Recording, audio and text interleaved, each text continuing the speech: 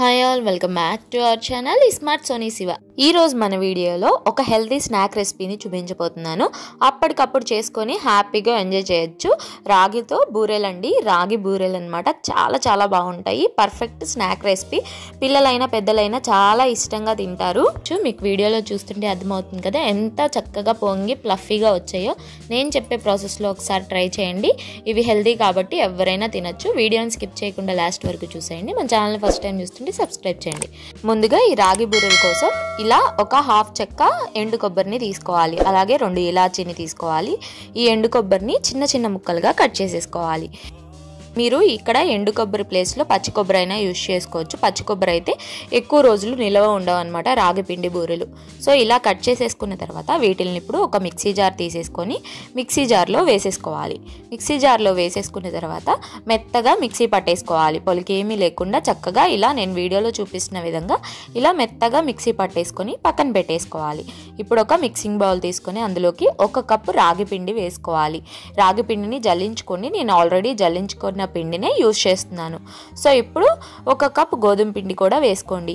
ఇలా 1 కప్పు గోధుమ పిండి వేసుకోవడం వల్ల మనకి బూరెలు అనేవి మెత్తగా వస్తాయి. ఇందులో 1 పించ్ సాల్ట్ కూడా వేసుకోండి. వేసుకొని వీటన్నిటిని బాగా కలిపేసుకోండి. మీరు ఇక్కడ 1.5 కప్పు రాగి పిండి తీసుకొని 1/2 కప్పు గోధుమ పిండి అయినా యూజ్ చేసుకోవచ్చు. ఇప్పుడు అన్ని బాగా కలిసే విధంగా కలిపేసుకున్న తర్వాత ఇలా రెడీగా పక్కన పెట్టేసుకోవాలి. ఇప్పుడు మనం బెల్లాన్ని కరిగించుకోవాలన్నమాట. ఇక్కడ బెల్లం ఎలాంటి పాకం పట్టనవసరం లేదు. ఏ కప్పుతో అయితే రాగి పిండి గోధుమ పిండి తీసుకున్నామో అదే కప్పుతో 1 కప్పు బెల్లం వేసుకోవాలి. వేసుకొని 1/4 కప్పు దాకా నీళ్లు వేసుకొని బెల్లాన్ని కరిగించుకోవాలి. ఇక్కడ ఎలాంటి పాకం పట్టాల్సిన పని లేదండి. బెల్లం కరిగిపోతే సరిపోతుంది అనమాట. సో బెల్లం అంతా కరిగిపోయిన తర్వాత బెల్లం వాటర్ని కొంచెం ఫిల్టర్ చేసుకోండి. నేనైతే ఆల్రెడీ ఫిల్టర్ చేసి మళ్ళీ వేసి మరిగించానమాట. ఇప్పుడు ఇందులోకి ఒక 2 టేబుల్ స్పూన్ దాకా నువ్వులు వేసుకోండి. నువ్వులు చాలా బాగుంటాయి తినేటప్పుడు క్రంచీగా. నువ్వుల్ని మాత్రం స్కిప్ చేయొద్దు. సో ఇలా వేసేసుకున్న తర్వాత ఒక హాఫ్ మినిట్ ఇలా బాయిల్ చేసేసుకోవాలి. ఇలా ఒక 1/2 నిమిషం తర్వాత ఇప్పుడు ఇందులోకి మనం ముందుగా గ్రైండ్ చేసి పెట్టుకున్న కొబ్బరి పొడి ఉంది కదా, సో ఆ కొబ్బరి ఇలాచీ పౌడర్ని వేసేసుకోవాలన్నమాట. వేసేసుకొని 1 నిమిషం పాటు కలుపుతూ మరిగించేసేయాలి. అప్పుడు కొబ్బరి అనేది ఈ పాకంలో కలిసిపోయి చక్కగా మనకి పిండిలో వేసినప్పుడు బాగా కలిసిపోతుంది అనమాట. ఇలా అంతా కలిపేసుకున్న తర్వాత 1 నిమిషం తర్వాత స్టవ్ ఆఫ్ చేసేసుకొని పక్కకు దించేసుకోవాలి. చూస్తున్నారు కదా, ఇప్పుడు స్టవ్ ఆఫ్ చేసేసుకొని పక్కకు దించేసుకొని మనం ముందుగా రెడీ చేసి పెట్టుకున్న పిండి ఉంది కదా ఆ రాగి పిండి, సో ఆ రాగి పిండిలో ఒక హాఫ్ వేసేసుకోవాలి. పూర్తిగా వేసేయొద్దు బెల్లం పాకాన్ని, ఒక సగం వేసేసుకోవాలి. వేసేసుకున్న తర్వాత కాలుతుంది కాబట్టి మనం స్పూన్తో కొంచెం అంతా పిండి మొత్తం కలిసే విధంగా కలిపేసుకోవాలి. ఇలా కలిపేసుకున్న తర్వాత మిగిలిన పాకాన్ని కూడా వేసేసుకోవాలి. వేసేసుకొని అంతా బాగా కలిసే విధంగా కలిపేసుకోవాలి. టైంలో మీరు కొంచెం సోడా ఉప్పు వేసుకోండి, ఒక 1/4 టీ స్పూన్. నాకు ఆ క్లిప్ మిస్ అయింది. సో వేసేసుకున్న తర్వాత అంతా బాగా కలిపేసుకోవాలి. కలిపేసుకున్న తర్వాత ఇప్పుడు కొంచెం చల్లారిన తర్వాత చేత్తోనే చక్కగా కలిపేసుకోండి. వీడియోలో చూపిస్తున్న విధంగా ఇలాగా చక్కగా అంతా కలిసే విధంగా కలిపేసుకున్న తర్వాత ఇప్పుడు అవసరానికి తగ్గట్టు నీళ్లు కానీ పాలు కానీ వేసుకొని కలుపుకోవాలి. నేనైతే ఇక్కడ ఒక చిన్న కప్పుతో పాలు తీసుకున్నానండి. మీరు పాలకు బదులు నీళ్ళైనా వేసుకొని కలుపుకోవచ్చు. ఇలా పాలని కొంచెం కొంచెం వేసుకుంటూ నేను వీడియోలో చూపిస్తున్న విధంగా చక్కగా కలిపేసుకోవాలి. మరీ మనం స్టిఫ్ పిండిలా కలుపుకోకూడదు. నేను వీడియోలో చూపిస్తున్న విధంగా కొంచెం ఇలా జారుడు పిండిలాగా కలుపుకోవాలన్నమాట.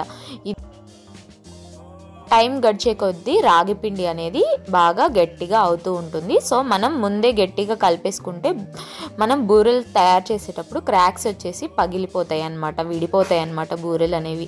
సో ఇలా నేను వీడియోలో చూపిస్తున్న విధంగా కలిపేసుకున్న తర్వాత మూత పెట్టేసుకొని ఒక 10 నుంచి 15 నిమిషాల పాటు నానబెట్టేసుకోండి. ఈలోపు మనం బాండీ పెట్టేసుకొని స్టవ్ మీద డీప్ ఫ్రైకి సరిపడా ఆయిల్ వేసేసుకొని ఆయిల్ని బాగా హీట్ అవ్వనివ్వాలి. ఇప్పుడు మనం ముందుగా కలిపి పెట్టుకున్న రాగి పిండి మనకి చక్కగా నానిపోయి ఉంటుంది. ఇప్పుడు ఇందులోంచి కొంచెం చిన్నగా ఉండ తీసుకొని అప్పంలా చేసుకొని ఇలా ఆయిల్లో వేసుకోవాలన్నమాట. ఆయిల్ హీట్ అయిందో లేదో అని చెప్పి చెక్ చేసుకోండి. చూస్తున్నారు కదా, నేను వేయంగానే ఎలా పొంగి చక్కగా పైకి తేలిందో. సో ఇలా రావాలన్నమాట మనకి. ఇప్పుడు ఒక కవర్ కానీ లేదా అరిటాక్ కానీ తీసుకొని ఇలా చేతికి నెయ్యి అప్లై చేసుకొని ఇలా కొంచెం కొంచెం మనం తీసుకొని పిండిని కొంచెం అప్పంలా చేసుకొని ఆ కవర్ మీద పెట్టుకొని నేను వీడియోలో చూపించిన విధంగా చక్కగా మీడియం సైజులో ఒత్తేసుకోవాలన్నమాట.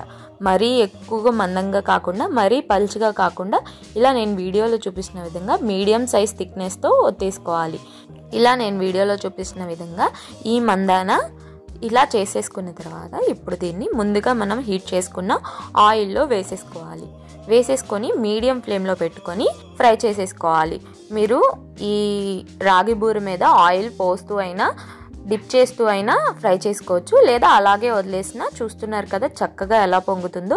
నేను చెప్పిన ప్రాసెస్లో మీరు కనుక పిండి కలిపితే చక్కగా ఇలా మీకు పొంగుతూ ఫ్లఫీగా వస్తాయండి.